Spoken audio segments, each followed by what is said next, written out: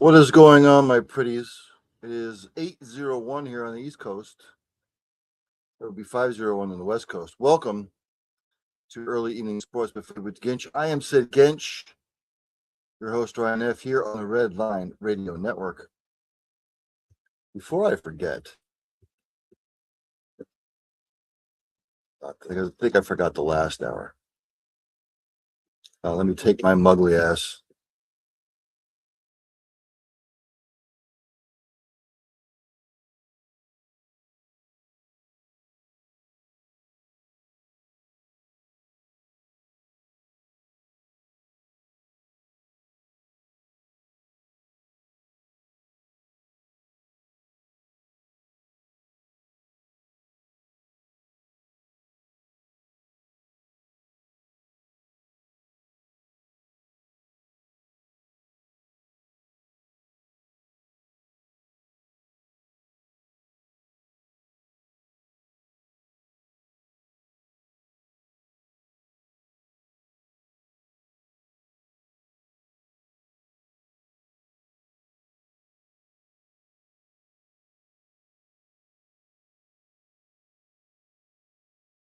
Radio.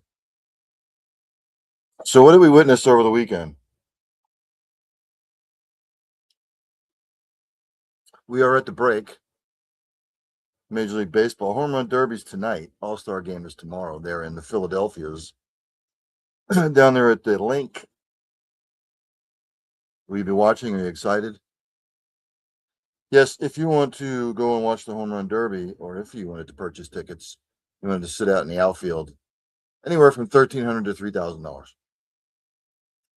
for the home run derby. If you wanted to sit behind home plate way up top, it was like $4 something.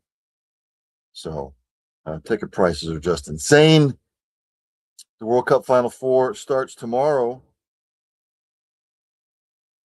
Some news and headlines from around the world in sports. I actually found this kind of interesting. This reported by the Associated Press. The NCAA women's tourney to seed the top 16 by true ranking in 2027. I don't know what that means. Says here, of course, if you follow that, in the past, the top 4 teams in the conference would be placed in different regions to protect them from playing each other until the Final Four. For example, the tournament this past season had 4 SEC teams in the top 8 overall seeds. Texas was 3rd, South Carolina 4th, LSU 5th, Vandy 7th. LSU was dropped down to 7th and Vanderbilt 8th in the bracketing to avoid having them in the same regions. It says here, now if that happens going forward, the teams remain where their seeds should have them. Amanda Brown, the NCAA Women's Basketball Committee chair, said in a phone interview, we put a lot of time into establishing those top 16 teams in order they go in. You're splitting hairs to decide who has the edge, and some of that is undone by those principles. To all of us, the work we did in the work those teams did justifies keeping them where they are in the group of 16. The men's selection committee will still separate out the top 4 seeds in each conference and put them in different regions.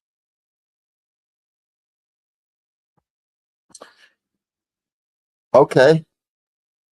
I guess I like that. What they say by their true ranking, though, I don't understand that particular part of it. Your true ranking. How are they going to determine the true ranking? Are you still going to go by the AP and the coaches poll? And of course, the committee will come out with their basketball playoff rankings.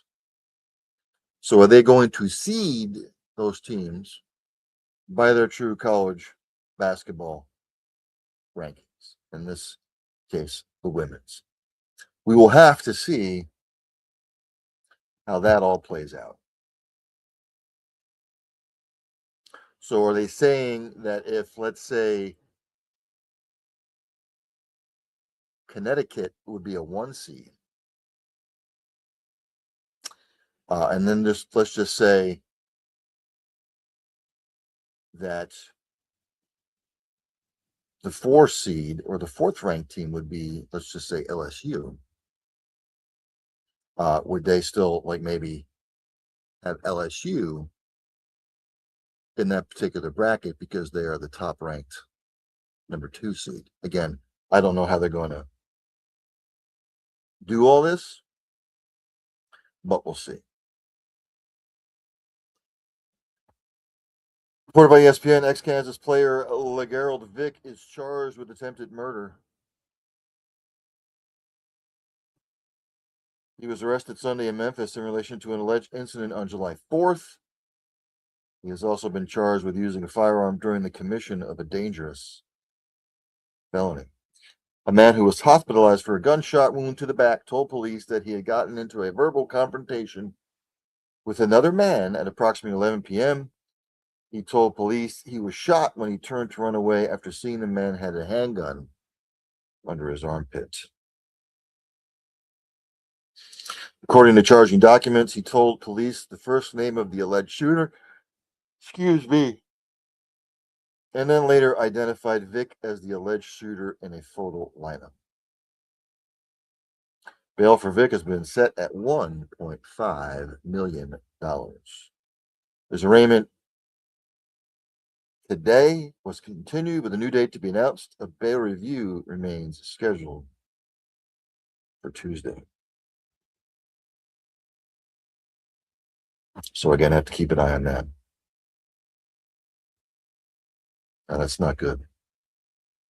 Not good at all. Period. The NCAA is being sued by a group of 11 athletes to challenge the new NCAA eligibility rules that are currently in suit. It's reported by Myron Metcalf of ESPN. 11 Division I athletes, including Division I basketball standouts Kay Tyson and Brock Wisney, have filed a federal class action lawsuit in Colorado that alleges the NCAA's new eligibility rules have adversely affected their ability to extend their college careers and the NIL benefits attached to that opportunity. Not education, NIL benefits.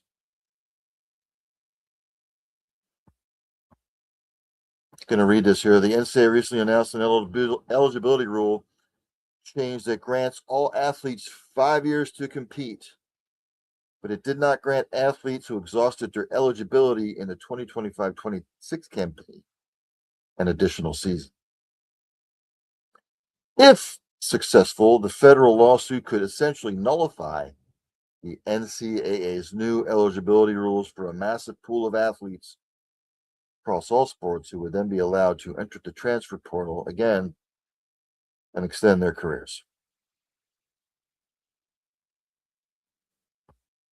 What does it say here? These athletes aren't asking for a special treatment, said Rob Shelquist, a partner at Cuneo, Gilbert Flannery, and LaDuca LLP, in a statement. They're asking to not be singled out and excluded from the NCAA's eligibility framework. The NCAA updated the rules but refused to apply them only to the very group that was most immediately affected. If the NCAA has determined that 5 years of eligibility is the fair rule for college athletes, then athletes would still be eligible, but for completing 4 years of eligibility should not be deprived of the same educational, athletic, and NIL opportunities. Let's be honest. The educational part is bullshit. The athletic part is bullshit. It's the NIL opportunities. That's what this is about. We'll have to keep an eye on that. But the whole academic, athletic part is a bunch of shit. It's all about the lira, the dead presidents, the pesos.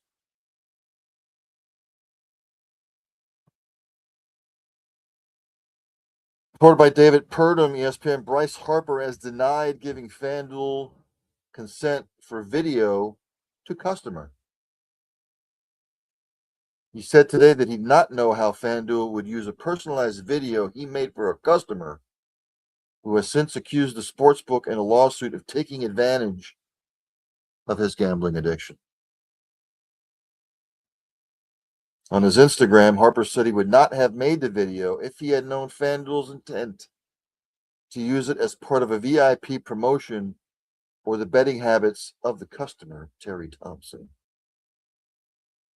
Harper wrote, "I did not know FanDuel would do this. I did not consent to it, and FanDuel had no right to do it."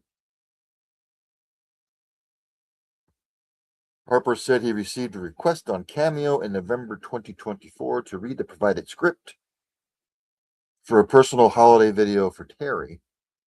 Philadelphia Inquirer published portions of the video in a story last Thursday, and Harper included a screenshot of the Cameo request with his statement. Not good. FanDuel, DraftKings, some of these other sites, they think they can get away with murder. It's destroyed a lot of stuff. The prop betting. If you just want to bet on the line, the spread, that's one thing. But then other stuff, and then you think you can do X, Y, and Z, and you think you have carte blanche. It's a load of horseshit. Again, All-Star Weekend, reported by the Associated Press. All-Stars oppose Major League Baseball salary cap. Go figure. They say there's still time to reach a deal.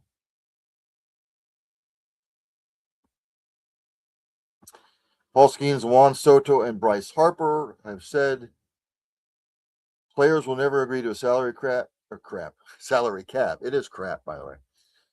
But maintain there's plenty of time to avoid a conflict that could shorten the 2027 season. Skeens said both sides kind of have their line that they're going to not cross.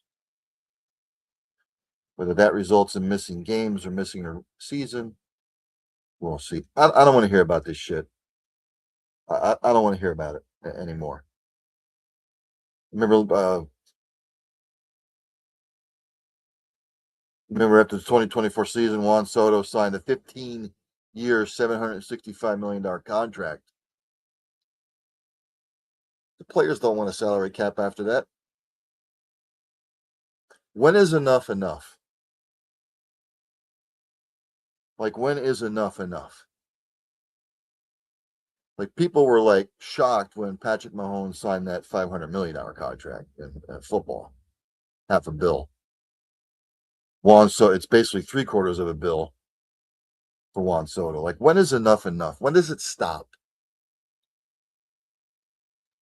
I heard Kendrick Perkins say the other day or yesterday that Wemby should have signed $1 billion contract.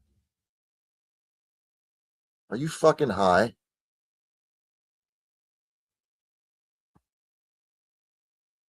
When it comes to sports and dollars and cents and stuff like that, when it comes to this shit with the contracts that are bloviated beyond comprehension, there's no sense. There's no sense. You and I and Joe Schmo and the average, person who has a blue collar job, we can't fathom those kind of numbers. I don't want to hear it. I'm tired of it. Baseball back in 1994 when they went on strike lost me. Do I still watch now and then? Yes. Do I still try and catch up on it? Yes.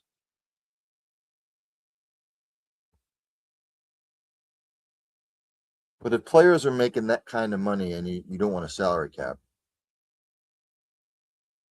the $1 billion contract is coming. And it's probably going to go to Ohtani.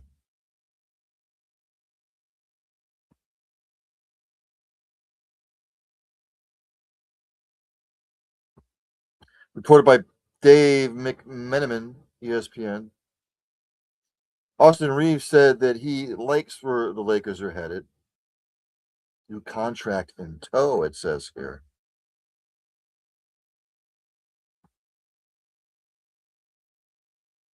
He originally agreed to a 4-year, $185 million extension, but then ended up inking the 4-year, $180 million deal. Again, numbers I can't fathom. comes to the almighty dollar in sports, you lose me.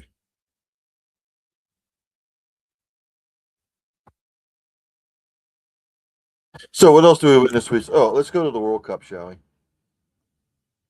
Final four set.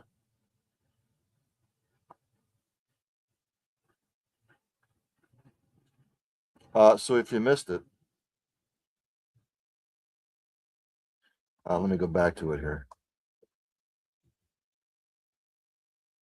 On Friday, Spain beat Belgium 2-1 to advance. It was a good game. Good game. Saturday, England beat Norway in a tight one, 2-1, and in Argentina, I thought Switzerland might pull this off, but Argentina with the emphatic 3-1 W. And then last Thursday, France beat Morocco 2-0, which sets up tomorrow. It'll be France and Spain. France is a favorite. I would tend to agree. I've got France winning 2-1. And then on Wednesday, England and Argentina. These two teams have a bit of history in the World Cup. England, I believe, is a slight favorite. For some odd reason, I've got this game ending in a 1-1 draw. England most likely winning on penalty kicks to set up an England-France World Cup. Now, Messi might go off. I don't know. England might decide, you know what, Messi, we're not going to let you go off. We're not going to let you get acclimated to the game pace. We're going to shut down Messi, and if everybody else beats us, fantastic. But I would expect England to really focus on Messi. In the Spain-France game, I think that'll be a tussle for a while, but I think France will pull it out. Go to Major League Baseball, shall we? Let's go to the standings as it ended yesterday games. So this is where we stand. In the American League East, the Rays are still on top. They've got a 3-game cushion on the Yankees. They got a 10-game cushion on the Sox. Orioles an 11.5-game cushion, and the Blue Jays a 12-game cushion.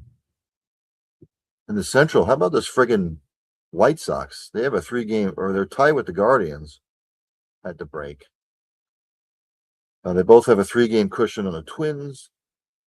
Tigers are creeping back up into it here. They're only 6.5 out, and then the Royals are last, 13 back. Out in the West, very, very. Oh, somebody gave me some love. All right. Thank you. Thank you for the heart.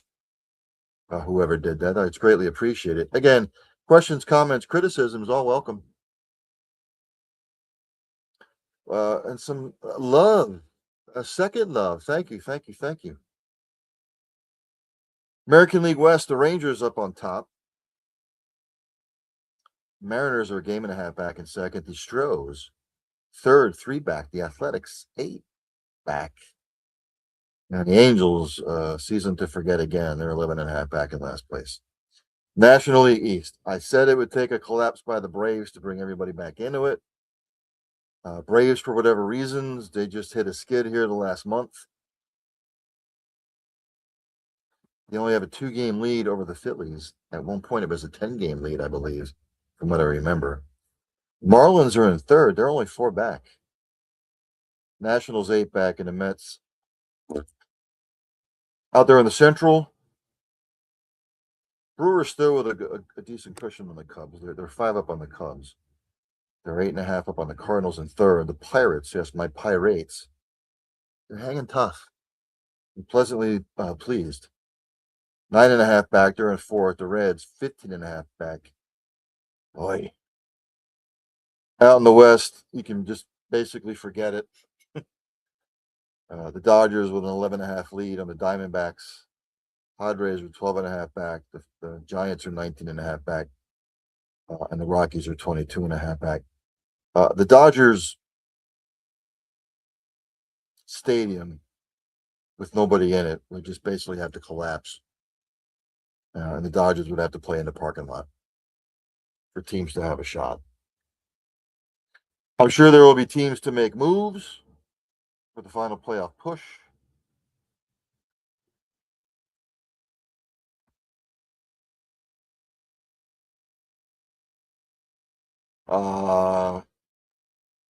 So that's where we stand at the half. NFL news. See, what do we have here? Recent stuff in the NFL. It's reported by Sarah Bishop, ESPN. Los Angeles Rams tackle Alaric Jackson will not face felony charge after he was arrested on a domestic violence charge in June. The Los Angeles County District's Attorney's Office confirmed to ESPN. Just says the charges are not filed, but the case stays open throughout the length of the statute of limitations. It can be reevaluated if there are further developments. He was arrested on June 8th on what police told ESPN was a charge for a person who willfully inflicts corporal injury against a spouse. Again, he's been in trouble the last year. Hopefully, he can get outside help if he's got an anger issue.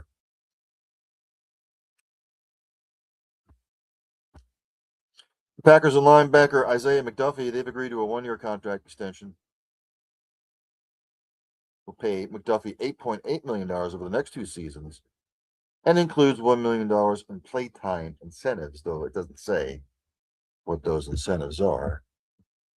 Comment, who's checking in here? Shane Minger checking in. Who's winning the home run derby tonight? I don't know. Let me go see who's in it, Shane. And again, even like the All-Star game and the home run derby, just they aren't what they used to be. Let me see who's in it. I've got to look at it here real quick. That's a good question, by the way.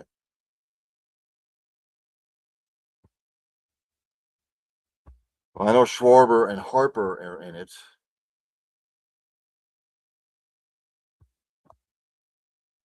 Obviously.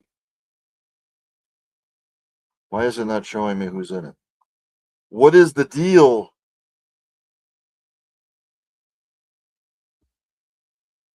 It keeps telling me it's going to show me the list, but I don't see it here. Why is it not showing me?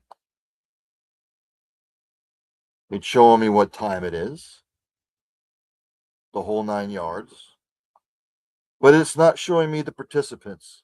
Shame on me. Oh, here we go. Harper, Schwarber, Gimenero, Rice, Murakami, Contreras, Walker. I'm going to go Schwarber. Little hometown cooking. I'm going to go Schwarber, Shane, just for shits and giggles. I think Schwarber will win it. Shane says, I got players on Junior Caminero and Jordan Walker. Well, I hope you win. But for some odd reason, I just think there'll be a little home cooking involved. And it's probably going to be Schwarber. What else here from the world of the NFL? Stephon Diggs says there is no wide receiver 2 in NFL better than himself. Good luck with that. He's been sort of a diva anywhere he's been. Somebody picks up on him.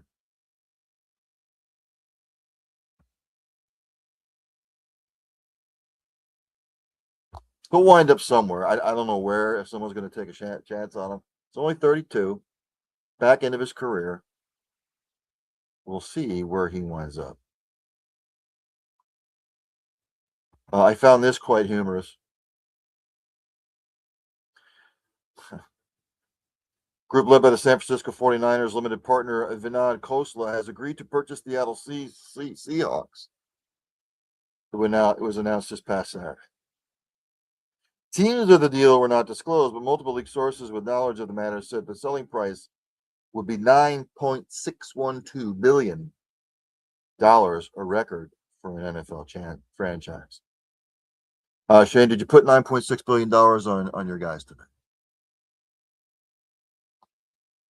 These are numbers that I cannot fathom.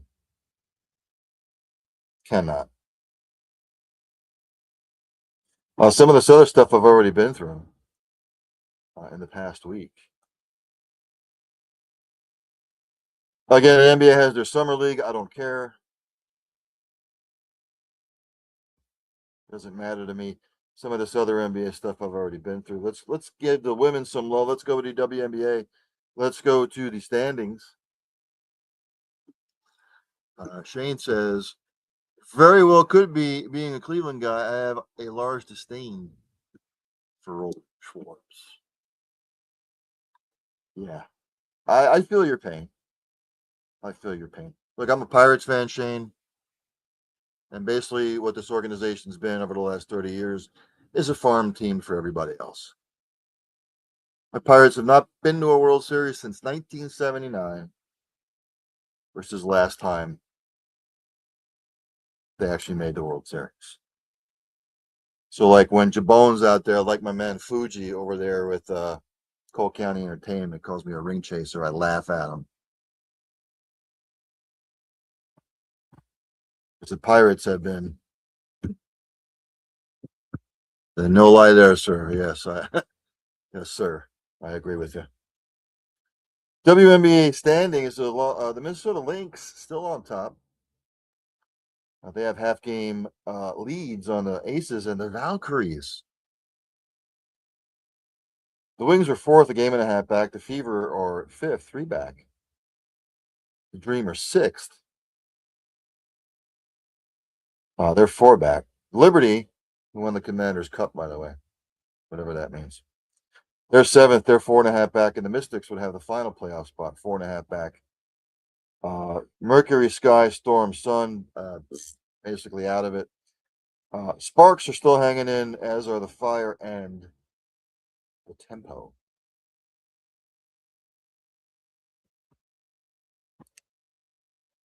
Tennis, Wimbledon. If you were living under a rock,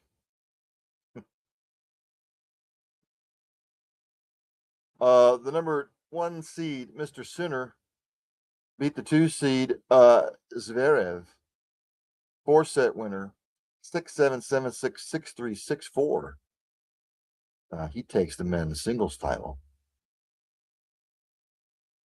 The women, which would have been played on Saturday, the number 9 seed, Noskova, beat her fellow country woman, the 10 seed, Mukova, 3 sets, 6-2, 5-7, 6-3.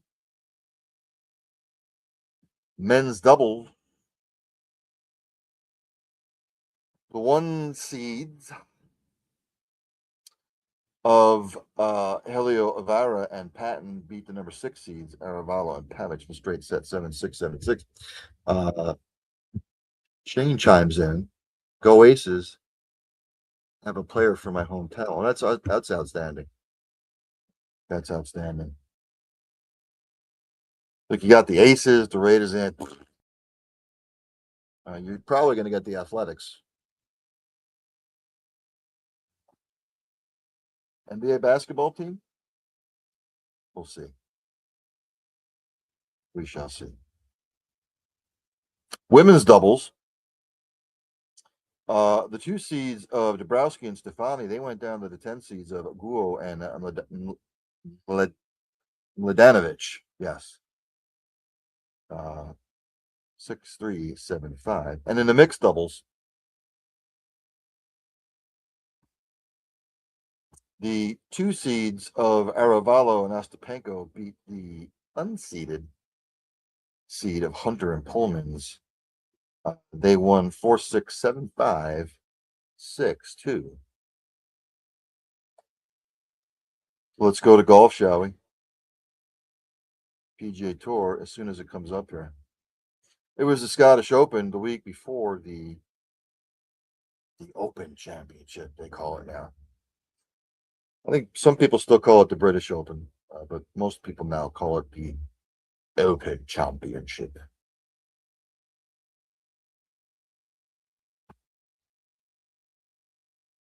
Tom Kim became the first Korean-born player to win the Scottish Open. Shot a 17 under 263 to beat Minwoo Lee by 2 strokes. Pocketed $1.57 million. The LPGA was over there in France.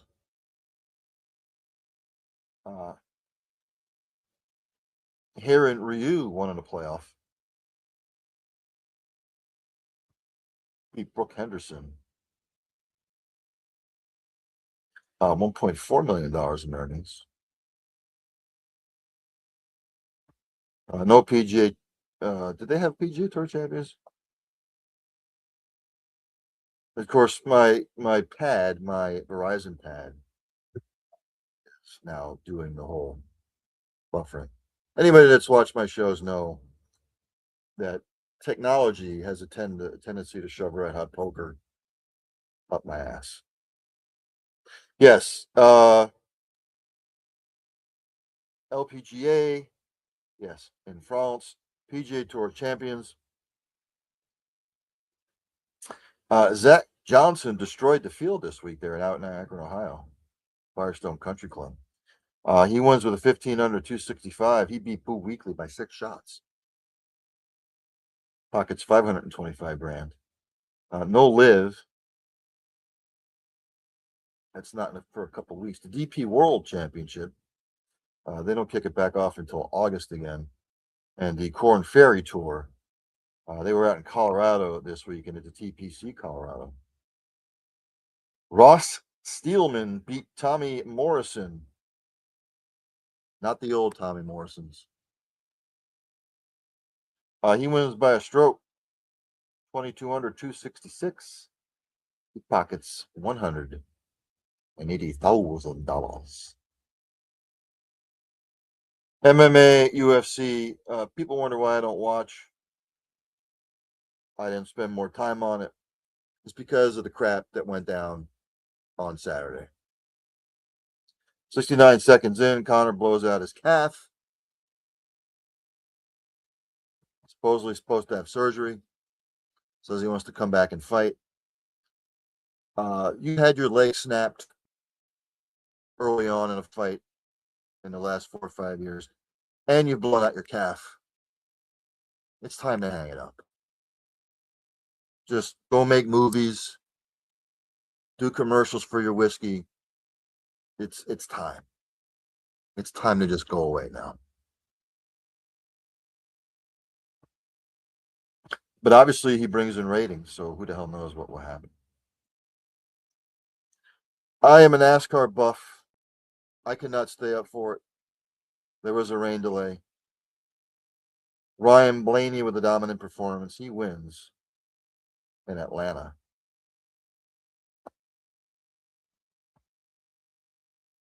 We are about, what, a month and a half away before the field is going to be set. The results from yesterday's race, I'm just going to go through the top 10.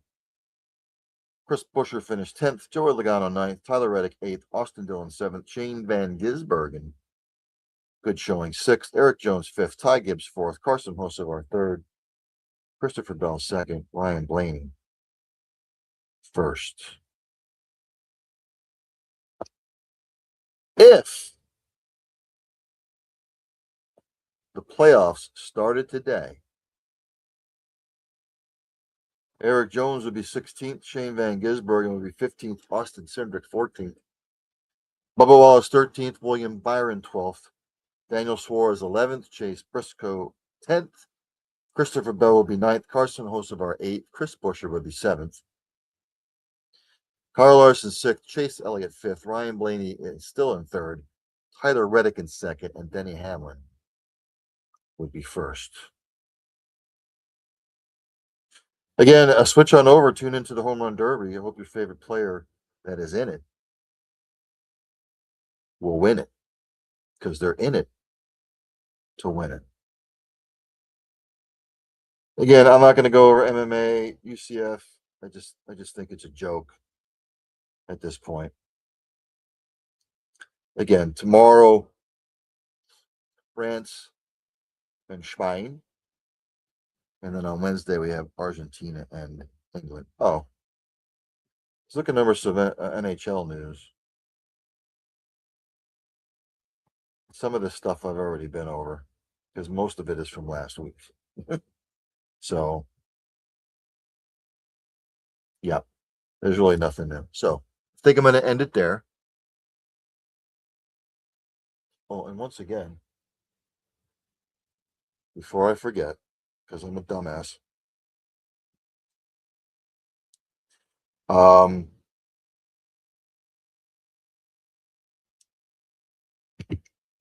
me just do this, and this, and this. Take my ugly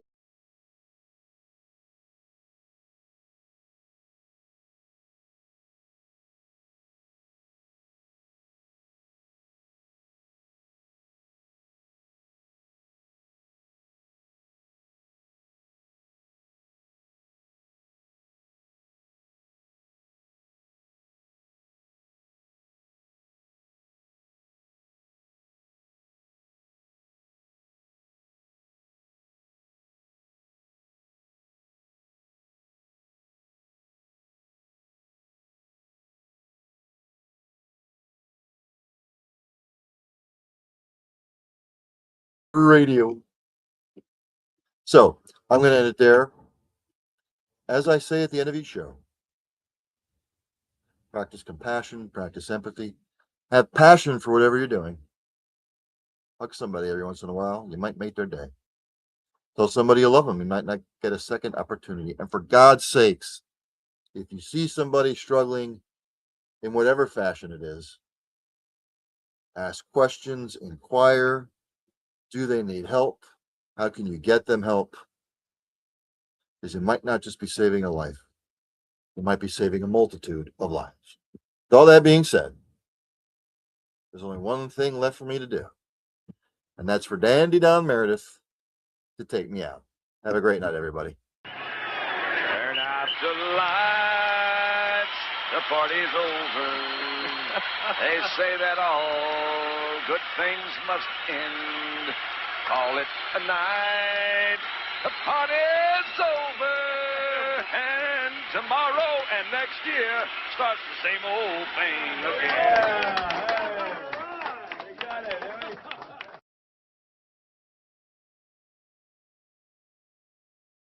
Redline Network introduces our newest partnership, Outlaw Light. Outlaw is crafted for all of the beer drinking patrons of America. They aren't preaching or teaching, their mission plain and simple, to provide a high quality beer at an affordable price. Outlaw is crisp, crushable, refreshing. Available by the case, tall boys, 16-ounce 6-packs or singles. Go to outlawbeer.com to find the nearest can or tavern near you. The Redline Network proudly raises their cans to you. Stay bold, Outlaw.